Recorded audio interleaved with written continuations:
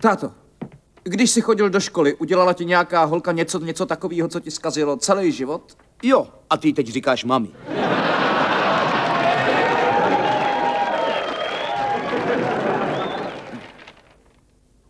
Co kdyby si mě zrovna nevzala, ale bylo to podobný? Víš, pomsta v takovém případě, že není špatná. Synku, něco tě k pomstě podotknu. Tohle je něco, co se musíš dozvědět, než se opravdu staneš dospělým chlapem. Pomsta je skvělá. Je fenomenální. Je to jediná věc odlišující nás od zvířat. Proto jsem zůstal s tvou matkou.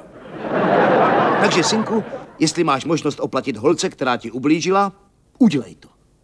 A hned, a dobře, a dvakrát. Ve tvým životě bude spousta ženských, ale ta, který se pomstíš, zůstane tvou nejsladší královnou.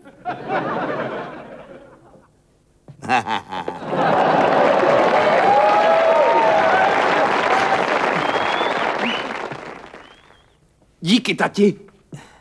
Hele, poniží za mě, synku.